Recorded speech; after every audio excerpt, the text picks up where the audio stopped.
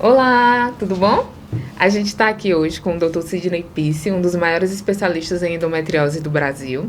Ele é cirurgião e a gente vai falar sobre endometriose. Tudo bom, Dr. Sidney? Tudo bom, Andresa? É um prazer falar com você. Obrigado pelo convite. Você está representando todas as mulheres que portadoras de endometriose. Então é muito bom estar falando com você hoje. Prazer falar com você. Obrigado pelo convite. Você está representando todas as mulheres portadoras de endometriose. Então é muito bom estar falando com você hoje. Além de fã, também sou paciente, só queria deixar registrado. A ideia é que a gente converse, Dr. Sidney, explicando principalmente qual é o papel da sociedade como um todo no combate à endometriose. A gente sabe que hoje é uma doença que atinge milhares de mulheres durante o ano. A gente entende que essa doença ela não tem visibilidade, né? E a gente luta para que ela tenha essa visibilidade. E aí eu queria começar perguntando ao senhor, o que é que a literatura fala sobre a endometriose, né? Qual é o surgimento da doença, em que momento ela começou a ser falada como uma doença que só afeta mulheres? Bom, essa pergunta é muito interessante e geralmente a gente é interpelado sobre isso. A endometriose é uma doença bastante complexa, enigmática, que tem várias teorias da sua existência e nenhuma a gente consegue comprovar como sendo única. Então a teoria mais aceita é a teoria da menstruação retrógrada. Então, uma vez que esse endométrio que fica dentro do útero é estimulado pelos hormônios femininos, ele reflui pela trompa, cai dentro da cavidade pélvica. Algumas pacientes que têm dificuldade imunológica, essas células conseguem se infiltrar no peritônio, que é o tecido de revestimento interno dos órgãos. Então, geralmente, essa doença ela vai se iniciar no fundo de saco posterior da vagina e aí, com os estímulos hormonais, ela vai proliferando. Essa é a teoria mais aceita. Existem outras teorias de metaplasia celular, então, que estímulos fazem com que uma célula normal se transforme em uma célula de endometriose. É muito importante lembrar que a célula de endometriose ela é uma célula semelhante à célula do endométrio, que eu falei anteriormente, que é o tecido interno do útero. Sendo que ela não é igual, ela sofre mutações, se tornando mais sensível aos hormônios femininos e mais resistentes à progesterona, que é o hormônio que atrofia, é o hormônio que normalmente a gente utiliza para tratar. E essa mutação também faz com que essa célula aumente a sua sobrevivência, fazendo com que ela se torne uma célula mais difícil de atrofiar. Certo. E aí a gente vai pular para a parte principal, né? Eu já escutei muitas mulheres, a gente tem um grupo de apoio hoje do NES, que é o grupo de apoio que tem hoje cerca de 300 mulheres, e algumas das mulheres chegam falando que elas não têm sintomas.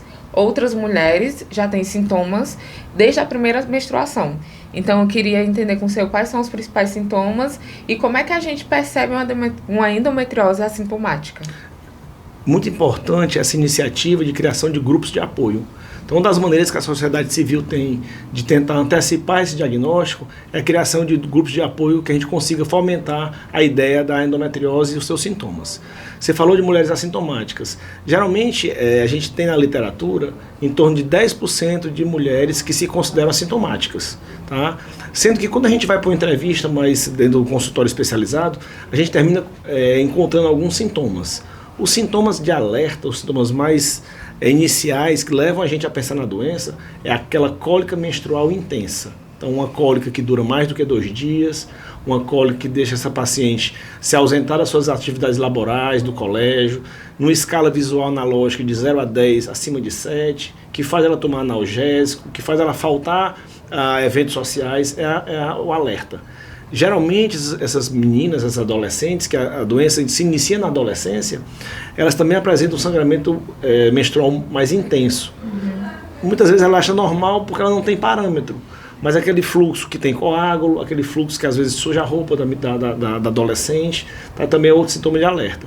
E quando elas iniciam a atividade sexual, a relação sexual dolorosa é outro sintoma que a gente deve levar muito em consideração. Certo. Inclusive, eu acho que a gente tem que destacar aqui a importância do papel dos pais, né? Nesse primeiro momento. Porque, por exemplo, existe muito essa ideia de que a mãe menstruava muito, então a filha também vai menstruar muito. Na minha casa era um dos sentidos. A Andresa menstruava 7 dias, porque a minha menstruação também vinha 7 dias, né? Então, isso desde nova. E aí eu queria entender com o senhor qual é o papel do poder público no tratamento da endometriose. A gente sabe hoje que afeta milhares de mulheres, né? E nesse mesmo grupo de apoio, a gente acompanha a luta dessas mulheres pelo atendimento no SUS. A maioria chegam pra gente em procura de um atendimento particular porque elas não conseguiram de maneira nenhuma o diagnóstico, o tratamento e até a cirurgia quando necessário. O senhor consegue explicar para a gente? Bom, do que você falou inicialmente, o papel da família é muito importante. E aí você vai ver um dos mitos, né? A mãe menstruava muito, a filha menstrua muito. Na realidade, a mãe tinha endometriose e a filha também tem endometriose ou adenomiose, que são doenças parecidas, né? A endometriose e a adenomiose são patologias parecidas. Então, já a primeira questionamento que você tem em relação a isso. Se você tem uma mãe que tem muita dor e tem muito fluxo, ela poderia ser uma paciente com endometriose e a filha também. Interessante também, a gente falava que quando casar passa, quando tiver o primeiro filho passa. Por quê? Porque antigamente as mulheres elas casavam mais cedo e tinham filhos mais precocemente e em maior quantidade. Então, a gravidez, ela não é que ela seja um tratamento para endometriose, que fique bem claro, mas a gravidez, aquele período tanto de gravidez quanto de amamentação, o hormônio feminino que estimula a doença, que é o estrógeno, ele termina sendo bloqueado. E aí a paciente fica com aquelas lesões mais atrofiadas. Hoje, como a gestação, as mulheres postergam mais esse período gestacional, né, de engravidar a primeira vez, a doença ela vai se tornando cada vez maior, mais intensa, né, e mais avançada. Em relação ao poder público, é de extrema urgência que a gente consiga sensibilizar as autoridades frente a um problema tão grave do sistema de saúde público, né, e das mulheres. Nós temos hoje 7 milhões de mulheres no Brasil com endometriose, nos seus vários aspectos, nos seus vários estágios. E a gente só tem acesso à saúde suplementar em torno de 23% a 25% dessas pacientes.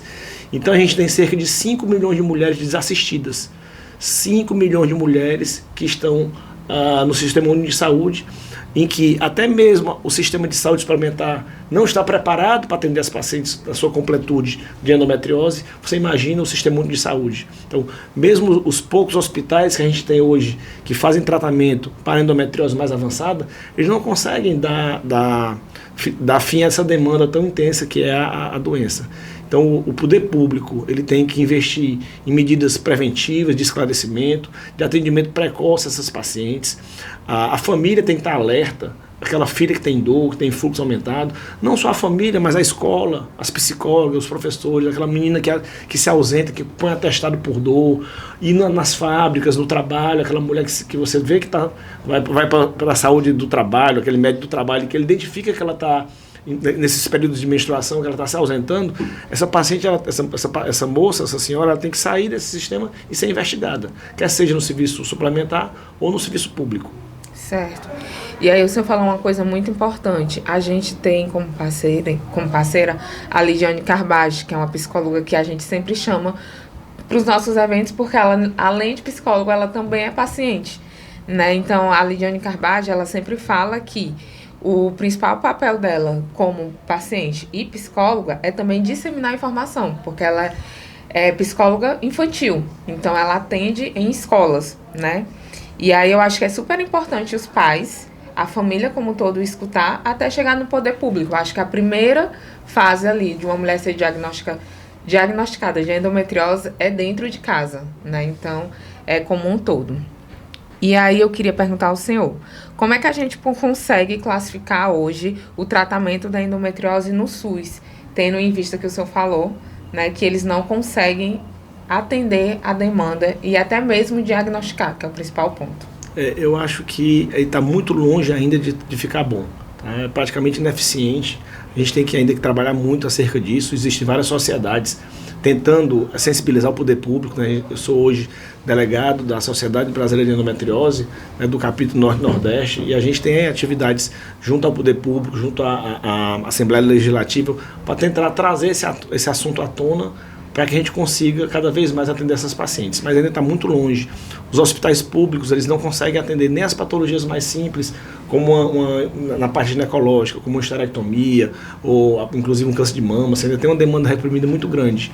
E a endometriose, por ser uma doença muito complexa, exige exames especializados, que a gente pode falar um pouco mais sobre isso, e que infelizmente o serviço público não dispõe. Certo. E aí, eu queria perguntar ao senhor, eu sei qual é o impacto da endometriose na vida de uma mulher, porque eu senti muito isso. justamente todos esses sintomas, me afastar do trabalho, da escola, me afastar do ambiente social. Mas qual é o impacto da endometriose na vida de uma mulher como um todo? Bom, esse impacto, ele é imenso, tá? Quando a gente vai falar sobre endometriose, a gente tende a dizer que é o encontro de células do endométrio fora do útero. Isso é balela. A endometriose é muito além disso. É uma doença que rouba o sonho da mulher no período que ela mais sonha. Quando ela começa a trabalhar, iniciar a sua vida sexual, conhecer seu parceiro, tentar ter filho. Então ela rouba tanto a carreira, quanto a felicidade conjugal e quanto o sonho da maternidade. Muito além do que isso, por se tratar de uma doença crônica, de dor crônica, ela está associada a outras patologias. Então essa paciente, além do fardo da doença em si, da endometriose, e todo o karma que ela traz quando a paciente se vê doente de endometriose, porque hoje elas se assustam com esse termo, muitas vezes elas têm ainda enxaqueca, síndrome do intestino irritável, síndrome da bexiga dolorosa, fibromialgia, fluxos menstruais intensos. Então, é uma doença que tem ela afeta grandemente, enormemente a saúde feminina. E o pior de tudo, ele se inicia na adolescência. Então, a relação dessa moça, dessa adolescente, com a endometriose, com a sua sexualidade, com a sua menstruação, começa a ser prejudicada desde esse momento. Então, ela tem um impacto muito forte. É tão interessante falar sobre isso, porque quando essa mulher se vê na menopausa, que é um período crítico das mulheres, em que elas caem o estrógeno, então que elas têm uma dificuldade às vezes de manter libido, de manter padrão corporal, elas ficam felizes, porque é como se fosse um alento da doença. Então você imaginar que um período de dificuldade na vida de uma mulher normal se torna uma alegria para um paciente com endometriose. Você vê o tanto que a doença ela afeta socialmente, emocionalmente essa paciente. Sem falar que nós temos ainda comorbidades psiquiátricas associadas à endometriose, que são em torno de 50% das pacientes apresentam ansiedade e depressão devido ao quadro de dor crônica. Então, assim, poderia passar mais tempo ainda falando sobre todo o impacto social da doença, mas vocês entenderem como isso é importante, que a gente consiga diagnosticar precocemente e amparar essa paciente de um diagnóstico e de um tratamento específico. Certo. Eu acho que isso é uma coisa que também a gente acompanha muito no grupo de apoio, né? Então, são mulheres que elas passam a vida inteira sentindo dor, né? Então, são mulheres que elas não têm acesso ao tratamento, que, principalmente, elas têm um diagnóstico tardio, justamente quando chega ali na fase da maternidade, né? Que elas vão se descobrindo e aí começam a tentar engravidar e elas não conseguem engravidar. E aí muitas delas relatam: mas eu sempre fui para o ginecologista 2 vezes por ano, eu sempre fiz exames de imagem, eu sempre fiz tudo certinho, por que não descobriram a endometriose? O senhor consegue explicar para a gente onde é sensível nesse ponto? Bom, a literatura é farta em mostrar artigos sobre o delay, né, o atraso entre o início dos sintomas e o diagnóstico da endometriose. Então, geralmente você vai ter artigos mostrando de 6 a 12 anos entre o início dos sintomas e o diagnóstico da paciente. Por quê? Exatamente por esse padrão complexo da endometriose, né, e silencioso. A paciente ela começa com um quadro de dor que, como você falou inicialmente, elas acreditam ser normal, porque a mãe já tinha, a amiguinha do colégio tem. Engraçado que às vezes ela diz: doutor, mas a minha dor não é aquela dor de morrer não, mas não precisa morrer para dar o diagnóstico de endometriose. Se você tem uma dor, essa dor precisa ser investigada em qualquer escala que ela exista. Então essa normalização da dor na mulher, quer seja na hora da menstruação, quer seja na hora da relação sexual, quer seja ao urinar, ao defecar, tem que ser valorizado. E elas normalizam esses sintomas. Então, e outra coisa, como é uma doença cíclica, por períodos, então ela tem um período de piora, que é aquele período menstrual ou pré-menstrual, e depois ela tem uma vida normal. E aí o tempo vai passando, os sintomas vão se amildando, vão ficando maiores, mais intensos, e aí ela começa muitas vezes a tomar uma pílula, ou porque iniciou vida sexual, ou porque tem ovário policístico, ou porque quer melhorar a pele, enfim, ou porque tem dor, ou fluxo aumentado. E a pílula, ela não vai tratar a doença, ela vai mascarar os sintomas durante um período. E aí essa paciente vai usar a pílula durante muito tempo, ou pílula ou qualquer outro método hormonal. E quando ela vai tentar engravidar hoje, na maior parte das vezes, por volta dos 30, entre 30 e 35 anos, que ela para o contraceptivo que ela vinha tomando, aparece um quadro de dor e de infertilidade. Então esse caráter, esse padrão insidioso, lento, da doença faz com que ocorra um delay de diagnóstico. Certo. E aí, perguntando mais uma vez, né? A gente já falou sobre a família, sobre a sociedade, né? E agora eu queria saber qual é o papel da medicina, né? Dos profissionais de medicina no tratamento da mulher com endometriose. Porque a gente, muitas vezes, eu escuto também dessas mesmas mulheres que a normalização da dor, né, desses profissionais é a dor da ovulação, que eu mesma já escutei ao reclamar. Não, mas isso é normal, é uma dor que vem antes do período menstrual, a dor da ovulação. Então, qual é o papel dos médicos como um todo no tratamento e no diagnóstico? Andresa, os médicos estão aprendendo. Né? Eu tenho 25 anos de formado. Quando eu comecei a minha carreira de ginecologista, o diagnóstico da endometriose era em estágios avançados e era cirúrgico. Os exames de imagem eram ineficientes. E por volta de 2007, eu tive a oportunidade de ir ao Congresso 2008, eu tive a oportunidade de ir ao Congresso Mundial de Endometriose em Melbourne, na Austrália, e tive contato com o exame que foi desenvolvido no Brasil, que foi um mapeamento por ultrassom para endometriose.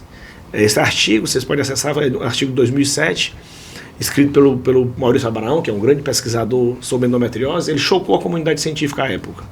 É engraçado que os bastidores do Congresso, ele não acreditava que aquilo fosse verdade. E ele fez o exame ao vivo, na paciente que ia ser operada, via as lesões por ultrassom e depois fazia a cirurgia. Então, a gente está engatinhando ainda nesse processo, porque o exame de mapeamento para endometriose que a gente tem acesso começou em 2007, 2008, e antes disso, o que a gente tinha era ultrassons normais. Como eu te falei que a doença é insidiosa e geralmente ela não forma nódulos, então essas pacientes elas tinham os exames de ultrassom normal, só tinham a dor, e aí você não conseguia dar um diagnóstico. Então você tratava de uma maneira empírica a dor da paciente ou o fluxo menstrual com anticoncepcionais. Então nós estamos mudando esse padrão a partir de pouco tempo. Então é uma luta constante hoje, tanto de conhecimento, de aprendizado, então, como eu falei, todos nós estamos aprendendo, a literatura de endometriose ela só se multiplica, várias pesquisas do ponto de vista molecular, farmacológico, de diagnóstico, de tratamento, de novas ferramentas cirúrgicas, como a robótica, que a gente pode falar um pouco mais. Mas o papel hoje da gente, dentro de uma sociedade de ginecologia, ou de endometriose, ou da Sobracil, é sensibilizar os colegas e trabalhar com conhecimento. Esse conhecimento ele tem que ser passado para os ginecologistas mais antigos, os mais novos, e também para a sociedade. Então a gente vê hoje com parcela dos diagnósticos de endometriose, eles provêm do próprio paciente. A paciente se diagnostica e pede ao médico: eu tenho endometriose, me peça um mapeamento. Ou então uma amiga diagnostica ela. Verdade, já diagnostica. Essa sua dor é endometriose. E aí ela vai pesquisar. Então a gente toda a sociedade está aprendendo a lidar com a doença. E o local de pesquisa delas muito vem da gente, né? Que dissemina informações a respeito da doença. Então muitas mulheres chegam e falam assim: eu não fui diagnosticada, mas eu tenho certeza que eu tenho endometriose por conta de vocês. E aí elas vão em busca, né, dos exames de imagem, que a gente pode falar um pouco da importância deles, principalmente ligada ao mapeamento, que hoje eu acho que é a principal ferramenta de diagnóstico que a gente tem. E por que eles são pouco pedidos? Ninguém, fora o senhor, né, ninguém nunca havia me pedido um mapeamento de endometriose, mesmo com todo o histórico de dor e com todos os outros sintomas que eu tinha. Bom, na realidade, na minha visão, o diagnóstico da endometriose ele é clínico. Tá?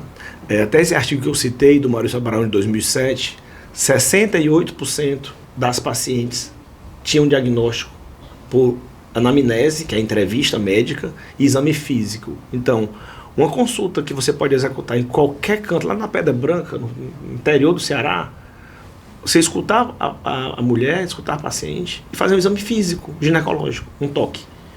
Você vai dar diagnóstico de 70% das doenças profundas, da endometriose profunda, que é aquela que acomete órgãos, que se aprofunda mais do que 5 milímetros dentro da estrutura do órgão, do tecido. Tá?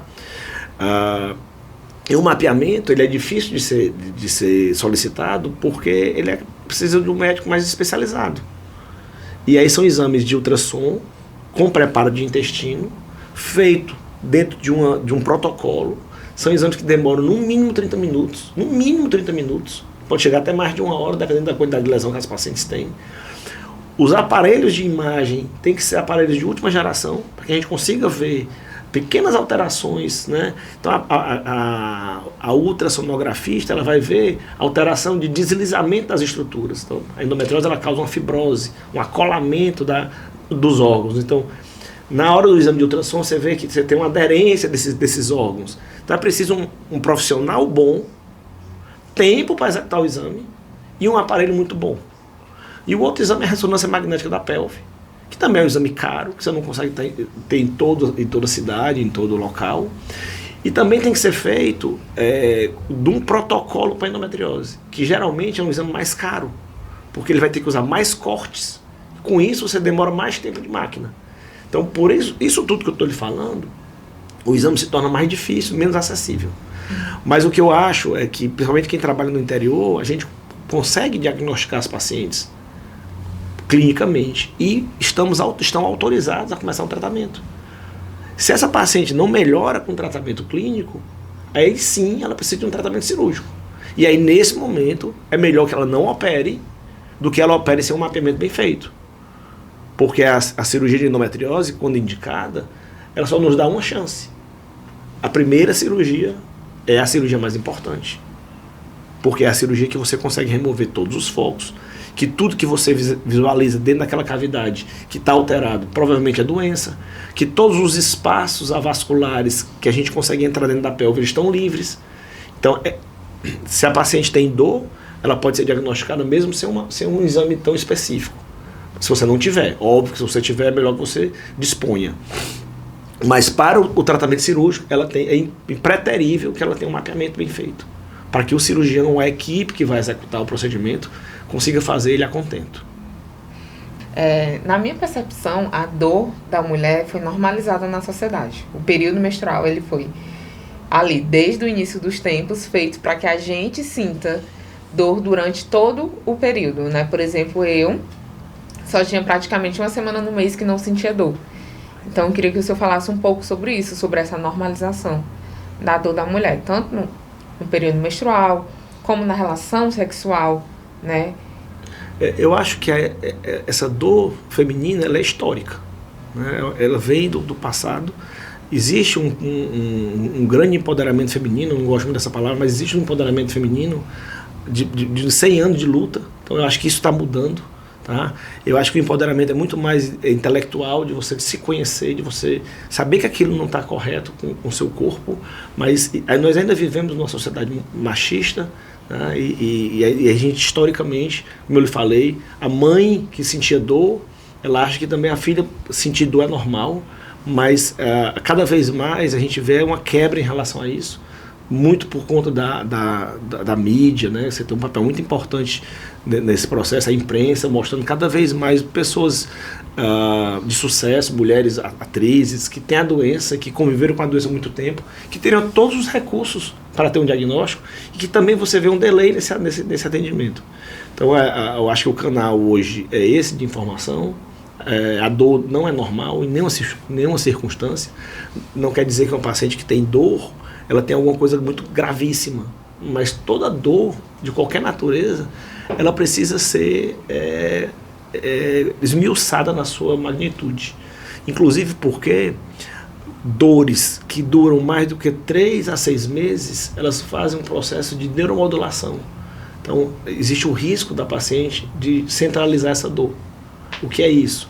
Você tem uma lesão pélvica durante muito tempo que causa dor. Essa dor faz uma neuroplastia, tá? Pélvica do sistema nervoso, e a dor passa a ser a doença. Você tira a lesão e a dor persiste. E ela passa a ter uma nova entidade, que é a dor pélvica crônica, que é difícil de tratar. Então a gente não pode normalizar a dor. A dor tem que ser esmiuçada e de ser diagnosticada. Certo.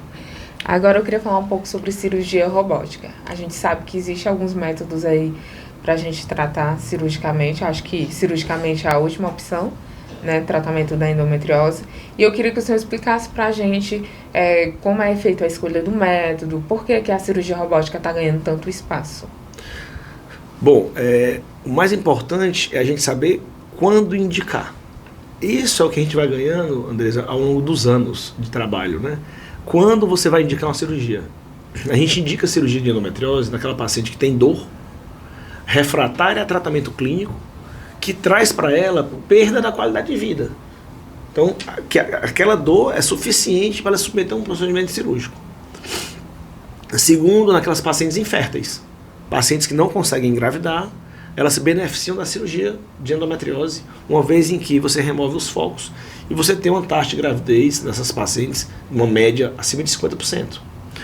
E naquelas pacientes que apresentam alguma lesão de risco, por exemplo, uma lesão de ovário suspeita de câncer, uma obstrução intestinal, uma lesão de ureter estenosante, em que ela pode perder o rim, que são a minoria dos casos. A grande maioria dos casos, as pacientes vão se operar por dor e infertilidade. Esse é o primeiro ponto. E aí eu vou falar para você que como cirurgião a gente vem numa escalada e a gente nunca tem sossego. Sempre vem uma coisa nova. Então quando eu comecei a trabalhar com endometriose por volta de 2005, 2006, eu vi que eu não conseguia tratar a doença só. E é isso que acontece com os grandes grupos. E a gente teve que montar um núcleo de endometriose. Colegas de outras especialidades afins que pudessem nos ajudar. Então a gente congregou cirurgião digestivo, coloprocto, oncologistas, nutricionistas, psicólogos, médico de imagem, aí o CARI, o colega da ressonância, todo mundo junto, uma enfermeira, para poder atender essa paciente melhor. E aí começou-se a tratar as pacientes com lesão de intestino. Conseguimos operar a contento. E aí depois você vem a padronização da doença para fazer uma neuropreservação. Porque a paciente tem dor porque infiltra nervo. E a pelve é um funil. Imagine que toda a inervação que vai para o intestino, para a vagina, para o ureter, para a bexiga, para o útero, vem da parte pélvica. E essas lesões elas atingem os nervos. Então a gente começou a trabalhar com preservação nervosa, cirurgia de nervo sparing, cirurgia de poupadora de nervos.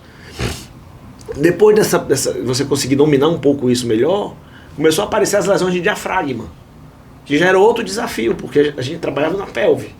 Começamos a ter que trabalhar no tórax, no abdômen superior e tórax. Depois disso vem a robótica. E aí que eu tive contato com a robótica, que no Brasil ela chegou em 2015, eu fiz meu treinamento de robótica em 2018 e voltei a ser um residente da robótica. Aprender tudo de novo, estudar, ler como é que funciona o robô, né? E aí fazer treinamento em Bogotá, com animal, e depois um acompanhamento de tutorial, e aí o robô ele vai mudando. Hoje o robô está na 4ª geração, que é o Da-Vinci, nós estamos hoje no XI.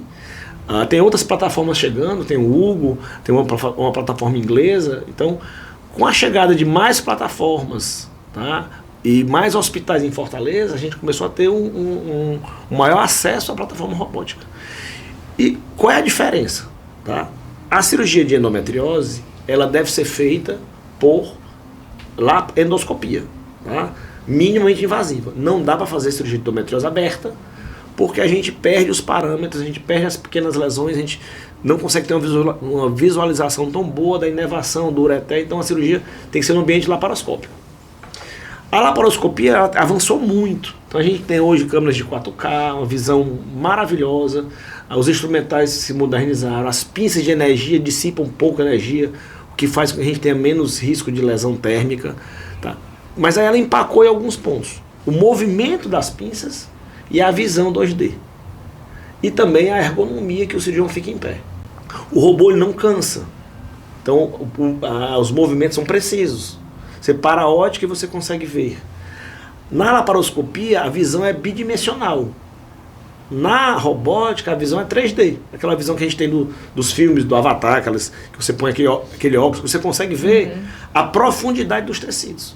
Com isso você consegue infinitamente mais a preservação dos nervos, que é o grande objetivo que a gente tem na cirurgia de endometriose. Tá? O cirurgião ele está confortavelmente sentado num console.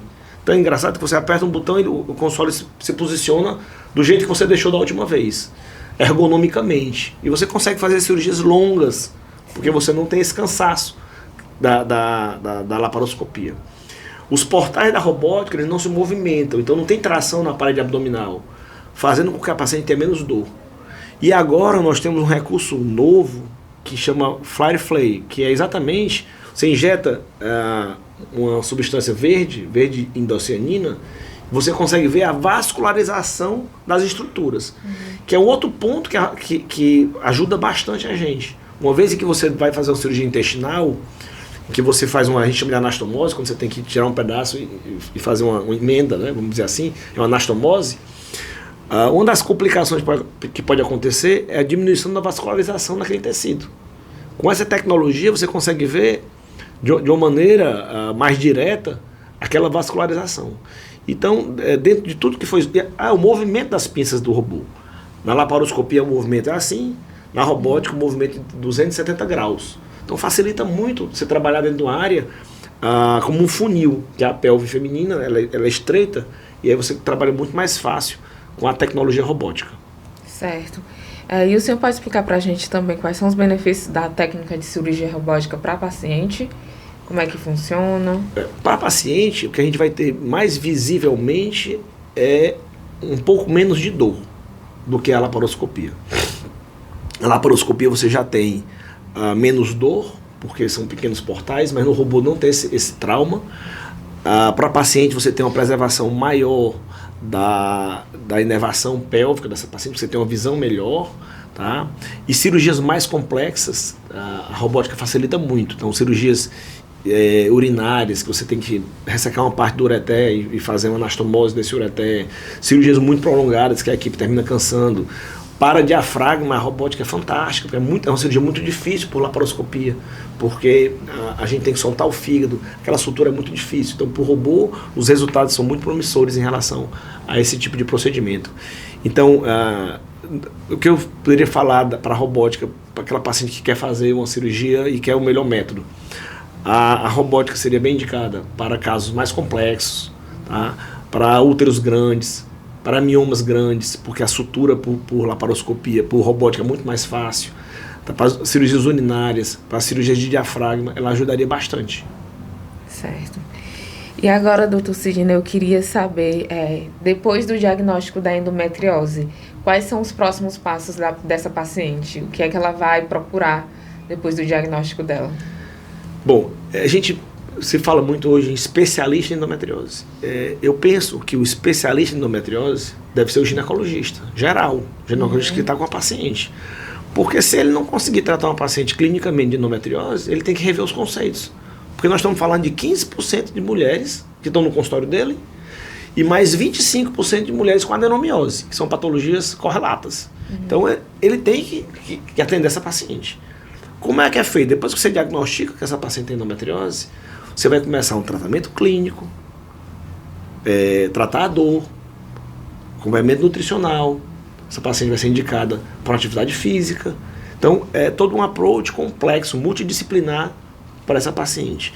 Eu costumo, quando eu diagnostico, eu começo a tratar a paciente, que eu uso alguma medicação hormonal, algum bloqueio, eu peço para ela retornar no meu consultório com 3, 6 e 12 meses. Então ela chegou para mim geralmente elas já chegam para mim, Andresa, com um exame de imagem, né, porque eu estou na ponta, tá? E aí, com o exame de imagem, que a gente diagnostica, a gente avalia o grau de complexidade da doença, o impacto social dessa patologia, o quanto de dor que ela tem, se ela já tem ou não dor pélvica crônica, avalia doenças associadas, tem que tratar o intestino na maior parte das pacientes, porque tem até se fala muito da barriga da endometriose, então aquela paciente distendida, de gases, porque tem uma irritação do intestino. Então a gente avalia primeiro a doença, o impacto social, se ela tem ou não tem dor pélvica e as doenças correlatas. Tá? Intestino irritável, bexiga hiperativa, fibromialgia, e aí você começa a tratar. Eu peço para ela voltar para mim com 3 meses para avaliar os efeitos da medicação que a gente escolheu. Se tem algum ou não efeito colateral.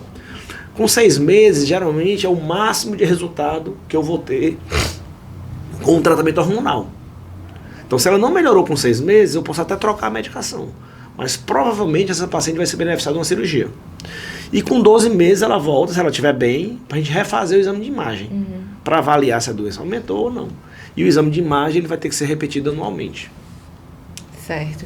E aí, doutor Sidney, para a gente encerrar, eu queria que o senhor falasse de um ponto que pega muito hoje, né?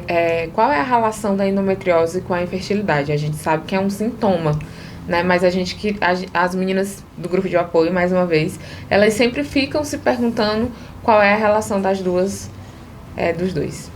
Andresa, o primeiro recado que eu tenho que dar é o seguinte: paciente com endometriose engravida. Não é uma sentença de esterilidade, não. Tá? O ponto mais crucial para a fertilidade de uma paciente com endometriose é a idade. Isso é que tem que estar na nossa cabeça. O que mudou na nossa sociedade, que eu, assim, não tenho nenhuma crítica, mas eu acho que o empoderamento feminino ele tem que passar por essa avaliação, é que, infelizmente, a mulher que chega no consultório da gente com 35, 40 anos é uma mulher jovem. Uma mulher bem jovem, está na metade da sua vida. Mas o ovário não. Infelizmente, o ovário com 40 anos, ele já está entrando numa fase chamada climatério, que é um período de transição para a vida não reprodutiva. Então, o primeiro ponto é a idade. Né? Quanto mais jovem, mais fácil de engravidar. Quanto mais com mais idade, mais difícil, porque a reserva ovariana cai, porque os melhores óvulos já foram gastos e porque a doença avançou. Então, quando a doença se instala, ela vai atrapalhar a fertilidade em todos os pontos que você imaginar. Todos. Ela atrapalha, ela cria um ambiente inflamatório, tá? Então ela atrapalha a qualidade ocitária, o óvulo que essa paciente produz é pior, a reserva dela cai. Se você comparar uma mulher da mesma idade com endometriose, mesmo leve, e uma que não tem endometriose, a reserva é diferente. A quantidade de AMH da paciente que não tem endometriose é muito maior. Ela atrapalha o transporte uterotubário, ela causa alterações anatômicas naquela pelve, ela atrapalha a implantação do embrião e ela aumenta a taxa de abortamento. Então ela vai atrapalhar em todos esses aspectos. Mas as pacientes com endometriose, eu friso mais uma vez, mesmo sem tratamento, conseguem engravidar. Porque nós estamos falando de 7 milhões de mulheres que estão engravidando. Agora, quando você associa, geralmente eu falo que a infertilidade conjugal ela é uma associação de alterações. Às vezes a frequência... Outra coisa, uma paciente que tem dor, ela vai namorar muito? A frequência sexual diminui. Às vezes o parceiro tem mais idade, o espermograma altera. A paciente que tem mais tempo de vida, 30 anos, 35, 40, tem mais risco de ter alguma patologia tubária. Às vezes não pela endometriose, mas por uma infecção pélvica. Então, vários desses fatores vão se associando para dificultar a gravidez dessa paciente. Em relação à endometriose, quando ela causa infertilidade, nós temos dois caminhos muito claros. Ou essa paciente se submete a um ciclo de fertilização, ou ela se submete a um tratamento cirúrgico. As taxas de gravidez são semelhantes, que vai depender, por exemplo, o paciente mais jovem, que tem dor e tem reserva boa, trompa boa, espermograma normal, cavidade uterina normal, e está um ano e meio sem engravidar, e se você operar e tirar as lesões, ela tem uma grande probabilidade de engravidar. Já uma paciente de mais idade, de 40 anos, que tem uma reserva mais baixa, talvez ela se beneficie da fertilização. Porque, como ela já tem uma queda da reserva, se você for operar, talvez você diminua um pouco mais essa reserva. Então, em relação à fertilidade, ao tratamento da fertilidade, também em relação ao tratamento hormonal, tem que ser individualizado. Não tem uma receita pronta. Certo. E aí, doutor Sidney, encerrando o nosso primeiro episódio, eu queria que o senhor deixasse um recado para todas as pacientes que têm endometriose e para aquelas que estão em busca do diagnóstico. Bom, o meu recado foi já muito bem levantado pela Andresa, é que a gente não normalize a dor. Tá? Acho que a gente tem que engajar o poder público, a família, o trabalho, os amigos, tá? Os grupos de apoio, os médicos, para esse diagnóstico precoce. Certo, muito obrigada.